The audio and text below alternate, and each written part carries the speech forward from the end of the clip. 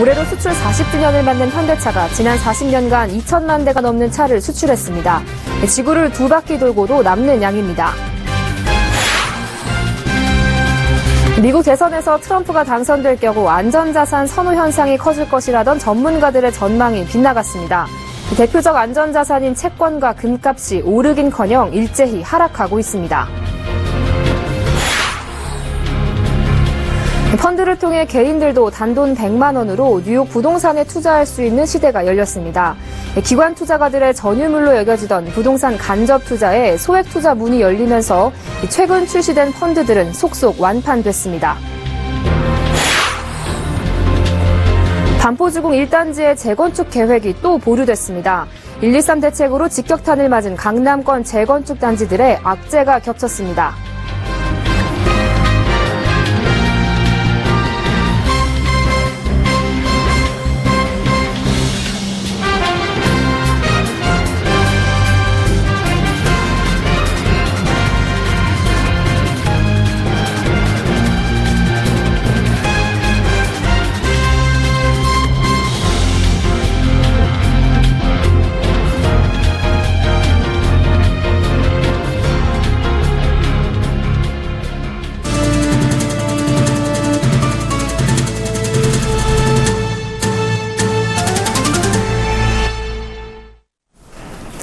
여러분 안녕하십니까? 18일 금요일 생경제연장 오늘의 주요 뉴스입니다.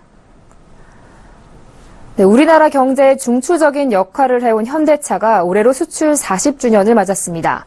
현대차는 40년간 2천만 대 이상의 수출을 기록하며 국내 무역 수지의 한 축을 담당해왔는데요. 눈부신 성장을 거듭해온 현대차가 40년 전 울산을 떠나 현대차의 수출차 1호인 포니가 입항했던 에콰도르에서 40주년 기념식을 열었습니다. 김혜영 기자입니다. 1976년 7월 26일 에콰도르 중서부의 항구 도시 과야킬. 화물선에 실린 현대차 포니 6대가 들어옵니다.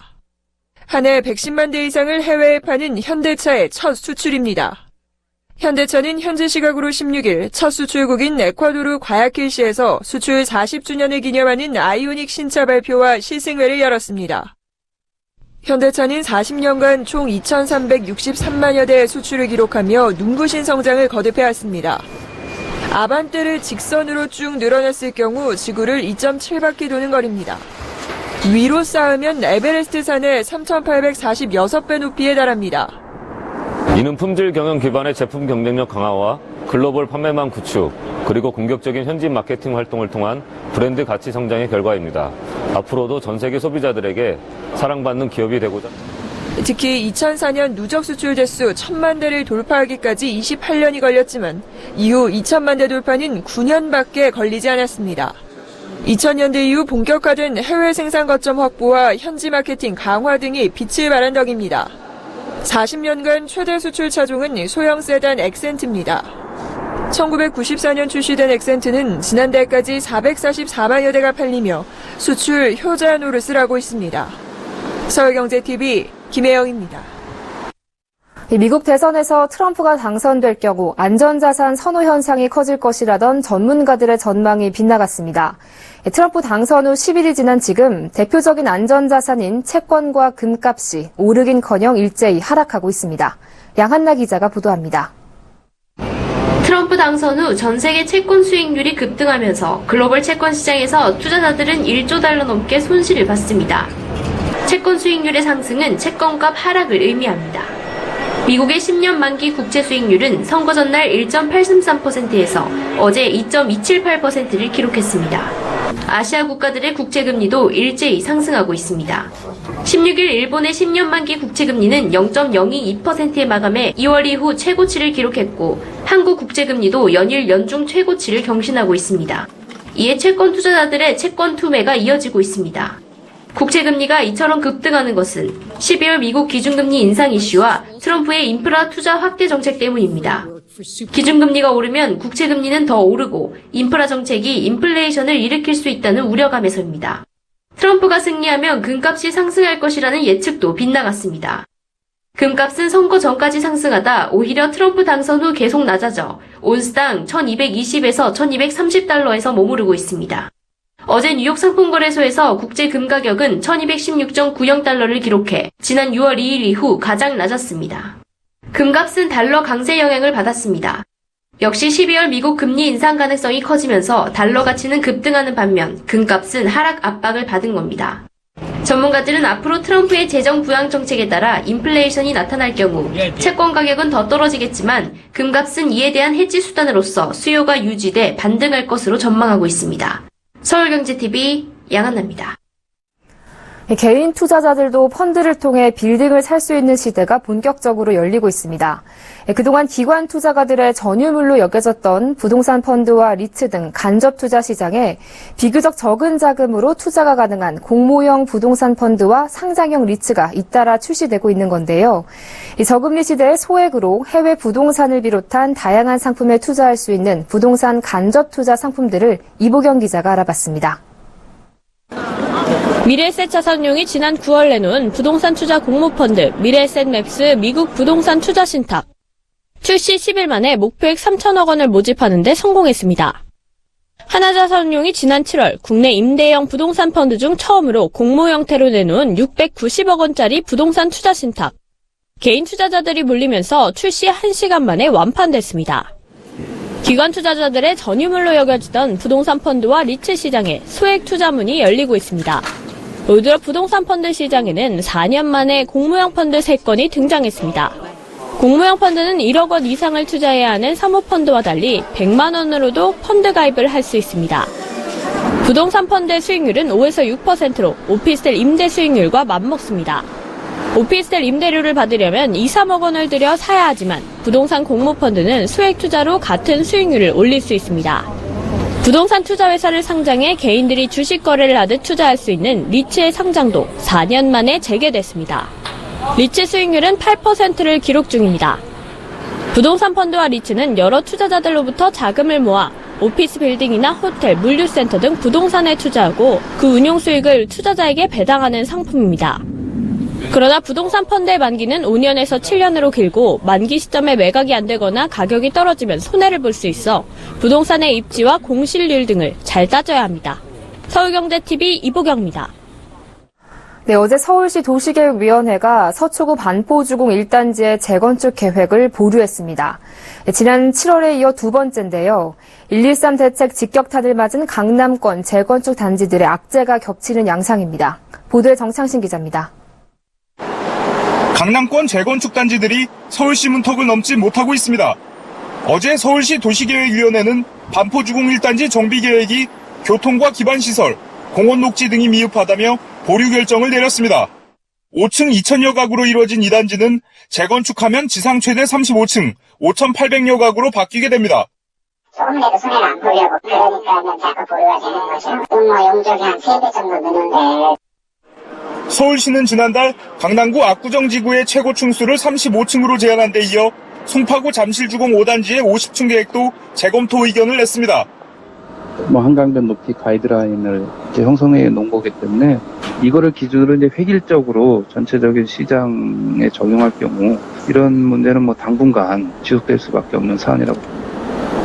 사정이 이렇자 재건축 추진이 늦어지는 강남권 재건축 단지들은 내후년 시작되는 재건축 초과이익 환수를 피할 수 없게 될까봐 우려하고 있습니다. 재건축 초과이익 환수는 재건축을 통해 얻은 이익이 1인당 평균 3천만 원을 넘으면 초과금액의 최고 50%를 재건축 분담금으로 내도록 한 제도입니다. 부동산 업계에선 113 규제와 서울시의 엄격한 심사 기준, 그리고 대내외적인 경제 불확실성까지 겹치면서 강남권 재건축 아파트값이 더 떨어질 것으로 예상하고 있습니다. 실제로 한국감정원에 따르면 14일 기준 강남 4구 아파트값은 한 주 동안 0.03%포인트 하락했습니다.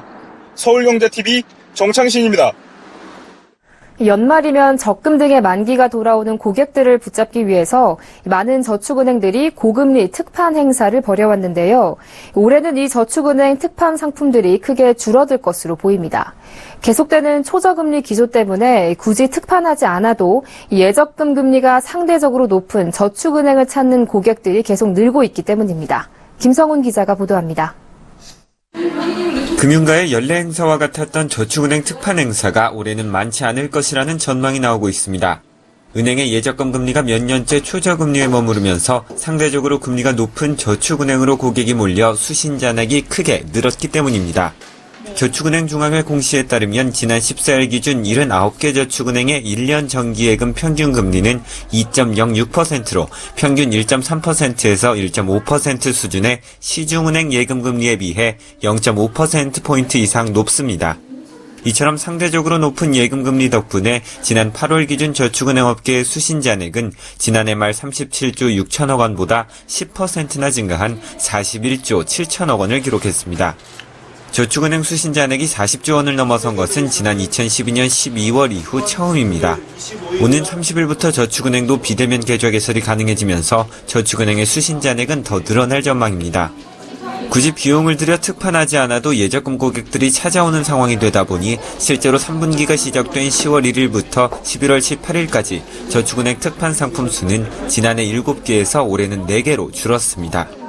금융당국이 가계부채 풍선 효과를 막기 위해 제2금융권의 여신 감독에 주의를 기울이고 있는 것도 특판 상품 감소에 영향을 미치고 있습니다.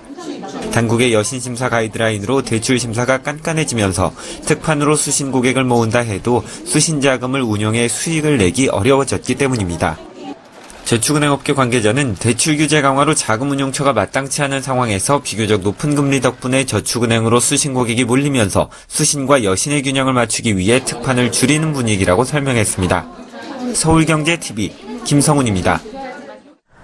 기업은행이 내년 업무 환경 개선을 위해 대대적인 투자에 나섭니다. 서울 을지로에 본점을 둔 기업은행은 내년에 명동 제2본점으로 대부분의 부서를 옮길 계획인데요. 이 시기와 맞물려 1987년 준공된 기존 을지로 본점도 약 840억 원을 들여 대수선 공사를 진행하기로 했습니다. 정훈규 기자입니다. 기업은행은 지난달 말 을지로 본점 대수선 공사를 맡을 건설사업 관리 용역 입찰 공고를 냈습니다. 준공 후 약 30년이 지난 을지로 본점은 업무 환경이 열악하고 유지 보수 등의 문제로 경제성과 효율성이 떨어져 개선이 필요하다는 판단입니다. 추정 공사비는 약 840억 원가량입니다.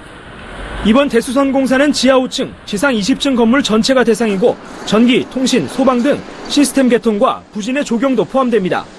아직 구체적인 일정은 잡히지 않았지만 내년 명동 신사옥 완공과 맞물려 공사가 시작될 것으로 보입니다. 기업은행 관계자는 직원들이 출근한 상태에서 공사하는 것은 불가능하기 때문에 내년 일부 부서에 명동 제2본점 입주가 시작되면 비어있는 층부터 공사할 것이라고 말했습니다. 을지로 본점과는 도로 하나를 사이에 두고 마주해 있는 명동 제2본점은 지하 7층, 지상 27층 규모로 내년 초 완공을 앞두고 있습니다. 기업은행은 을지로 본점의 수용 인원이 포화 상태를 넘어서 업무 공간을 넓힐 필요성이 제기돼 지난해 건축 중인 이 빌딩을 매입했습니다. 인수 투자 비용은 약 4천억 원 안팎으로 알려졌습니다.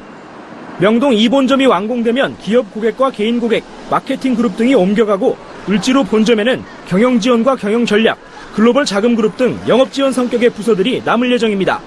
서울경제TV 정훈규입니다. 지난 3분기 우리 가계 실질 소득이 5분기 연속 뒷걸음질치며 감소세를 보였습니다. 실질 소득은 작년 3분기 이후 5분기 내내 2번은 0%, 3번은 마이너스를 기록하며 전혀 늘지 않고 있습니다. 통계청 조사 결과 지난 3분기 물가 상승 영향을 제외한 가계 실질 소득은 444만 5천 원으로 1년 전보다 0.1% 줄었습니다. 가계가 씀씀이를 줄이면서 세금과 연금 등 고정 진출을 뺀 가계 실질 소비 역시 1년 전보다 0.1% 감소했습니다. 벌어들인 돈에서 얼마나 소비를 했는지를 따지는 평균 소비 성향은 71.5%로 지난 2분기에 이어 역대 두 번째로 낮았습니다. 이는 노후 대비와 대출 원금 상환 등의 부담 때문에 가계가 소비를 줄이고 있다는 걸 의미합니다. 정부가 구글의 지도 데이터 반출 요청에 대해 불가 결정을 내렸습니다. 국토교통부 산하 국토지리정보원과 미래창조과학부, 외교부, 산업통상자원부 등이 참여하는 지도 국외 반출 협의체는 경기도 수원시 국토지리정보원에서 심의회의를 열어 이같이 결정했습니다. 국토지리정보원은 구글의 지도 반출 요청은 남북이 대치하는 안보 여건에서 안보 위협을 가중시킬 우려가 있어 구글 위성 영상에 대한 보안 처리 등 안보 우려 해소를 위한 보안 방안을 제시했지만 구글 측에서 이를 수용하지 않아 반출을 불허하기로 했다고 밝혔습니다. 구글은 미국과 싱가포르 등에 있는 글로벌 서버에 각국의 지도 데이터를 가져가 구글 지도를 서비스합니다. 그러나 한국에서는 정부 규제 때문에 지도 데이터를 국외 서버로 가져가지 못해 국내에 임시 서버를 설치하고 정상 기능의 약 20% 수준의 제한적인 서비스만 해왔습니다. 이에 구글은 한국 지도 데이터를 국외 서버로 가져가고 싶다며 지난 6월 우리 정부에 반출 신청을 했습니다. 올해 3분기 내국인이 해외에서 쓴 카드 사용액이 크게 늘었습니다. 한국은행에 따르면 지난 7월에서 9월 내국인이 신용카드와 체크카드, 직불카드 등 카드로 지출한 금액은 37억 8,400만 달러로 집계됐습니다. 전 분기보다 9% 늘었고 전년 동기 대비 14.6% 늘었습니다. 분기 기준 사용 금액은 지난 2분기에 이어 연속으로 사상 최대치 기록을 세웠습니다. 3분기 내국인이 해외에서 사용한 카드 수도 1,182만 1,000장으로 전 분기보다 2.7% 늘었습니다. 카드 한 잔당 사용 금액 역시 320달러로 2분기 대비 6.1% 늘었습니다. 카드 사용액이 불어난 것은 여름휴가와 추석 연휴 등을 이용해 해외여행을 떠난 국민이 크게 늘었기 때문입니다. 반면 3분기 비거주자의 국내 카드 사용 금액은 27억 4,100만 달러로 전 분기보다 2.3% 감소하는 등 외국인은 우리나라에서 카드 지출을 줄였습니다. 한국무역협회에 따르면 우리나라 삶의 질 순위는 전년보다 7계단 떨어진 47위에 머물렀습니다. 연구개발이나 과학기술 발전 정도에선 세계 상위권을 기록했지만 사회, 삶의 질 등과 관련된 지표는 여전히 하위권에 머물렀습니다. 국제금융센터에 따르면 도널드 트럼프의 당선에 따른 국가별 취약성 지수를 산출한 결과 한국은 20개 신흥국 가운데 말레이시아와 헝가리 다음으로 높은 것으로 나타났습니다. 보호무역주의 강화, 금리 상승 우려 때문입니다. 농림축산식품부는 전남 해남과 충북 음성의 가금 농가에서 발생한 조류 인플루엔자 의심 증상이 조류의 치명적인 고병원성 AI로 최종 확인했습니다. 이로써 우리나라는 3개월 만에 다시 AI 청정국 지위를 상실했습니다. 한국도로공사는 주말인 19일 전국 고속도로의 교통량은 488만 대로 지난 주말과 비슷할 것으로 추산했습니다. 서울 출발을 기준으로 부산까지 5시간 40분이 걸릴 것으로 예상됩니다.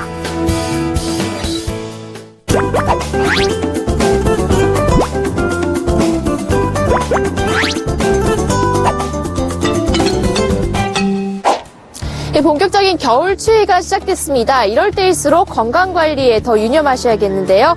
일상 속에서 실천할 수 있는 건강한 겨울나기 팁을 오늘 센즈라이프에서 알려드리겠습니다.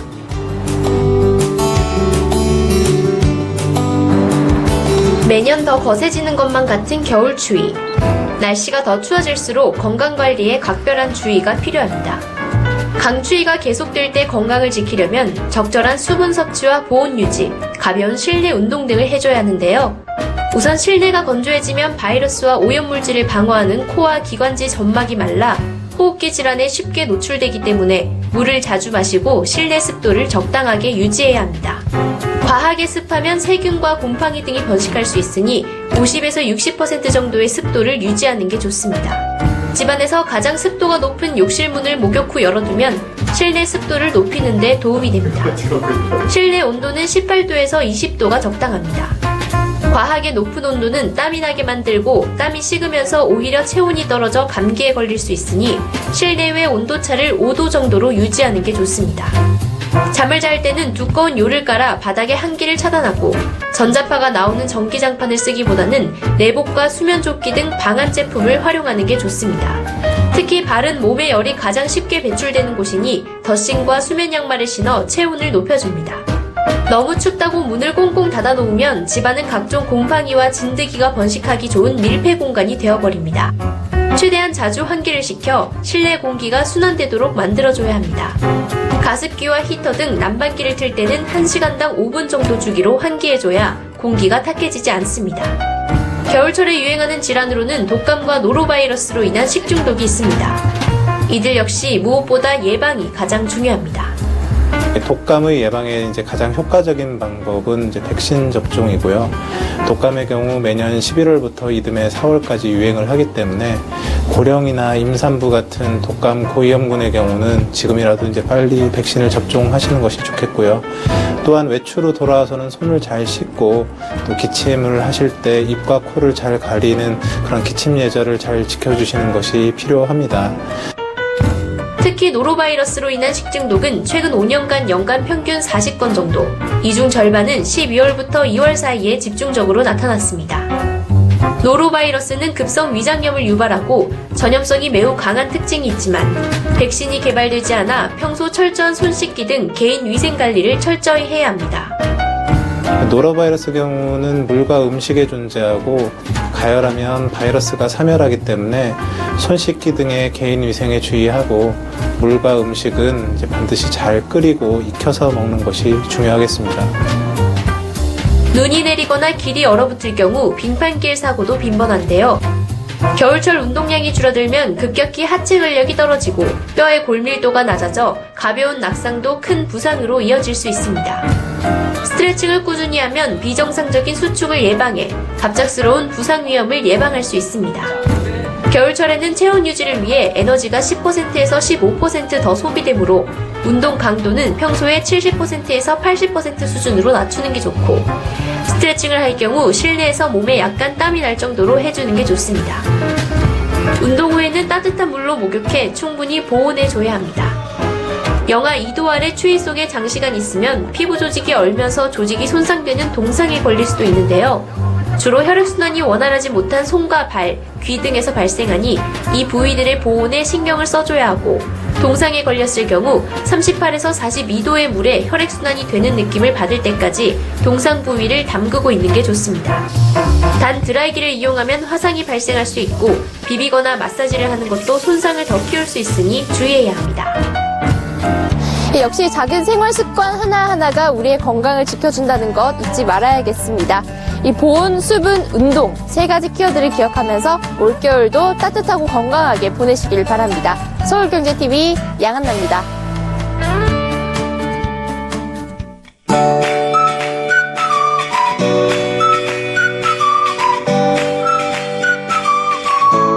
안녕하세요. K웨더 라이프스타일 예보 박일아입니다. 오늘 날은 온화했지만 대부분 지역의 미세먼지 농도가 나쁨 수준까지 오르면서 대기질이 탁했습니다. 하지만 다행히 미세먼지를 씻겨줄 반가운 비 소식이 있는데요. 현재 제주도와 호남, 충남에는 비가 내리기 시작했고요. 이후 밤부터는 전국으로 확대될 것으로 보입니다. 비양은 제주도와 남해안 10에서 40, 그 밖의 지역 5에서 20mm가 되겠고요. 제주도와 남해안은 돌풍과 벼락이 동반되는 곳도 있겠습니다. 시설물 관리에 유의하셔야겠습니다. 이 비는 내일 아침부터 그치기 시작해 내일 낮이면 대부분 그치겠고요. 이후 주말 동안 대체로 흐리거나 구름 많겠지만 온화한 날씨 속에 대기 상태도 깨끗해 활동하기 무난할 것으로 예상됩니다. 내일은 기압골의 영향을 받다가 점차 벗어나 중국 북부지방에 위치한 고기압의 가장자리에 들겠습니다. 다음은 자세한 지역별 날씨를 나절 예보로 알아보겠습니다. 중부지방 오전까지 비가 오는 곳이 있겠습니다. 한낮에 서울과 대전 16도까지 오르겠고 대기 상태도 깨끗하겠습니다. 동해안 지방에 내리는 비도 오전에 대부분 그치겠고 낮 기온 강릉과 울진 18도로 온화하겠습니다. 남부지방도 낮이면 비가 대부분 잦아들겠고요. 낮 최고기온 광주 17도, 부산 19도로 예년 이맘때 기온을 웃돌겠습니다. 전해상에 비가 내리겠고요. 물결은 남해와 동해상으로 최고 3m까지 높게 일겠습니다. 다음 주 또 한 차례 비 소식이 있는데요. 월요일 제주도를 시작으로 화요일에는 전국으로 확대되겠고요. 비가 그친 뒤에는 다시 기온이 뚝 떨어지면서 여가권의 추위가 찾아올 전망입니다. 날씨였습니다.